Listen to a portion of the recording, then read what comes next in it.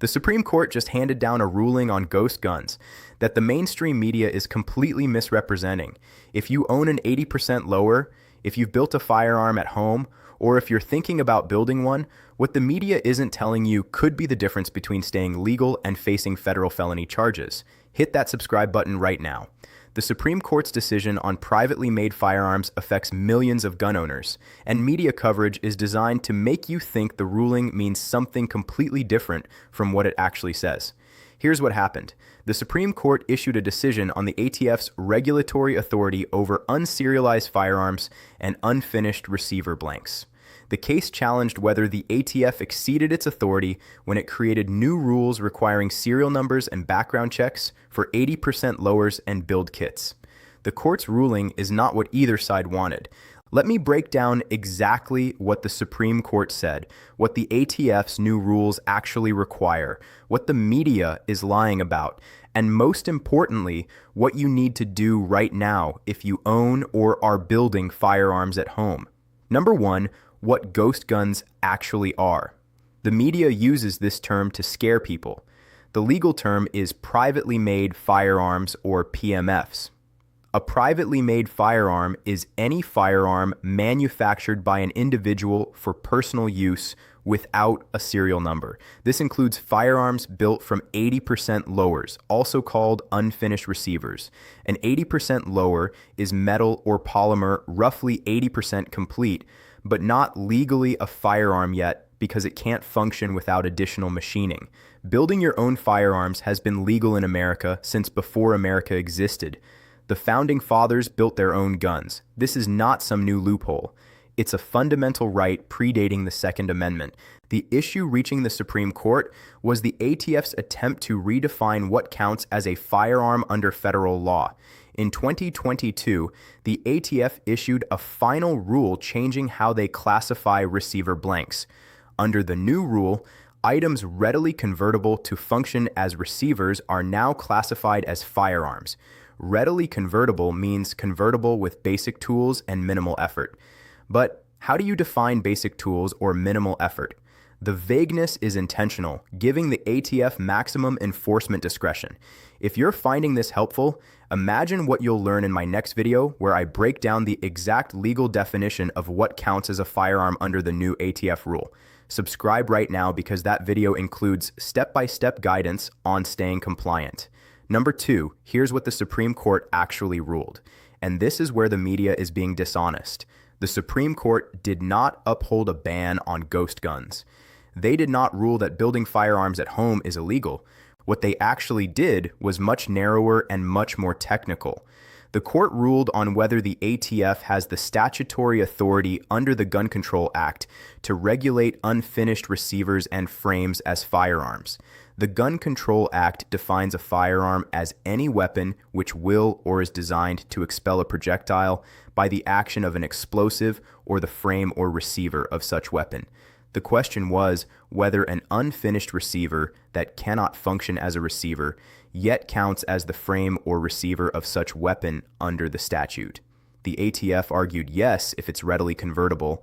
The challengers argued no, because Congress defined firearms based on function, not on potential future function. The Supreme Court's ruling held that the ATF's interpretation of readily convertible is within their regulatory authority as long as it's not arbitrary and capricious. This doesn't mean the ATF can do whatever they want. It means courts will defer to the ATF's technical expertise when interpreting ambiguous statutory language. But the ATF still has to act reasonably. Here's what the media won't tell you. The court did not say all 80% lowers are now illegal. The court did not say you can't build firearms at home anymore. What the court said is that the ATF can regulate items that are readily convertible to function as firearms, and courts should defer to ATF's technical determination of what's readily convertible. This creates a gray area. Some 80% lowers might be readily convertible under the ATF's definition. Others might not be. Some build kits with jigs and drill templates might push items into the readily convertible category. Others might not. The specifics matter enormously. Quick legal note. This is educational information about Supreme Court decisions and ATF firearms regulations. This is not legal advice for your specific situation. If you own unfinished receivers, if you've built firearms at home, or if you're facing charges related to PMFs, you must immediately consult with an attorney who specializes in federal firearms law. Hey, 73% of people watching right now aren't subscribed. Don't be part of that group. Join the 50,000 gun owners who get these Supreme Court updates first. Click that subscribe button because next week I'm covering which specific 80% lower designs are most at risk under the new ATF interpretation. Number 3, what the ATF's rule actually requires. The ATF's 2022 final rule on privately made firearms imposes several requirements. First, if you sell or transfer a PMF, you must serialize it and run the buyer through background check. You can't sell unserialized PMFs anymore. Built a gun 5 years ago and want to sell it? Must have serial number added by licensed gunsmith first. Second, dealers or manufacturers selling unfinished receivers or build kits must treat them as firearms if readily convertible.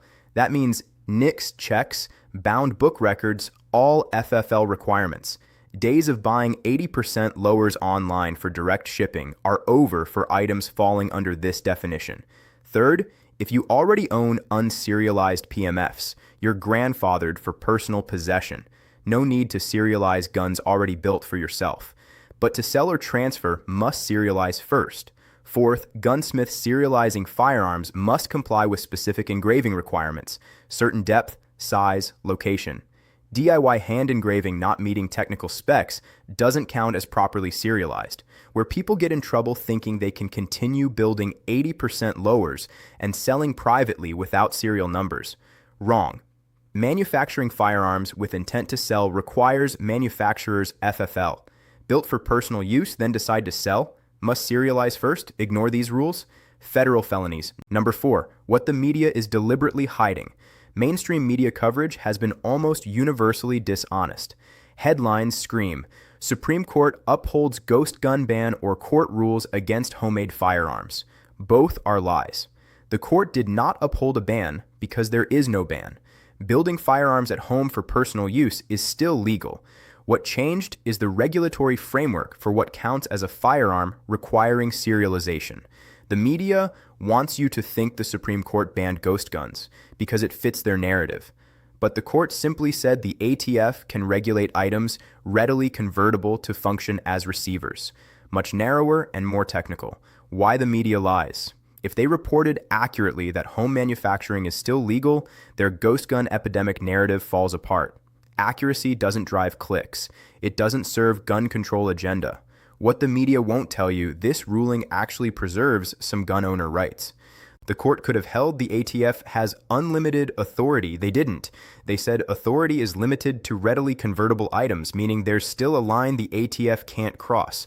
This information could save you from federal prison. Subscribe now because my next video reveals the exact compliance steps you need to take if you own 80% lowers or PMFs right now. Number 5, let's talk about what you need to do right now if you own or are building privately made firearms. The Supreme Court's ruling doesn't change the law overnight, but it clarifies that the ATF's 2022 rule is enforceable. Action step 1. If you own unserialized privately made firearms for personal use, you can keep them. You're grandfathered in. But do not sell or transfer them without first having them properly serialized by a licensed manufacturer or gunsmith. The serialization must meet ATF technical specifications. Don't try to DIY this with a handheld engraver unless you know exactly what you're doing. Action step an 80% lower or unfinished frame. Understand that the regulatory landscape has changed. Some 80% lowers may now be classified as firearms under the readily convertible standard, which means you'd need to purchase them through an FFL with a background check. Check with the seller to understand how they're classifying the item under the new ATF rule. Action step 3. If you're a dealer or manufacturer selling unfinished receivers or build kits, make sure you're complying with the ATF's 2022 final rule. If the items you're selling meet the readily convertible definition, you must treat them as firearms. That means NICS checks, bound book entries, and all FFL compliance requirements. If you're not sure whether your products fall under the new rule, Consult with an attorney who specializes in firearm manufacturing law. Action step 4. If you've sold PMFs in the past without serializing them, understand that those transactions may now be scrutinized. Don't make any statements to law enforcement about past sales without an attorney present. The statute of limitations for federal firearms violations is typically 5 years, which means sales from recent years could still be prosecuted. Action step 5. Stay informed about ongoing legal challenges. The Supreme Court's ruling is not the final word on this issue. Gun rights organizations are bringing other challenges to the ATF's rule on different legal grounds. Watch for developments in those cases. Action step 6. If you're facing charges related to unserialized firearms or 80% lowers, immediately hire an attorney who specializes in federal firearms law. Do not talk to law enforcement without counsel. Do not try to explain yourself. Anything you say will be used against you. Get professional legal representation. Here's the bottom line. The Supreme Court ruled that the ATF has authority to regulate unfinished receivers and frames that are readily convertible to function as firearms. This is not a ban on ghost guns. This is not a ban on home firearm manufacturing. This is a regulatory decision about what counts as a firearm under federal law. Building firearms at home for personal use remains legal. But if you want to sell or transfer those firearms, they must be serialized. If you want to buy an 80% lower, it might now require going through an FFL and background check, depending on whether it meets the readily convertible standard.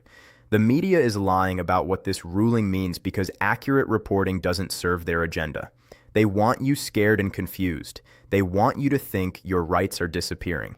But the reality is more nuanced. Some regulatory ground was lost, but home manufacturing is not illegal. For gun owners, the key is understanding the new rules and complying with them. If you own unserialized PMFs, keep them for personal use or serialize them before transfer. If you're building new firearms, understand which components now require FFL transfers. If you're manufacturing for sale, make sure you have the proper license. The ATF's enforcement has been inconsistent. Some jurisdictions are aggressively prosecuting PMF cases, others are barely enforcing. But don't gamble on non-enforcement. The penalties for federal firearms violations are severe. Up to 10 years in prison for unlicensed manufacturing or dealing.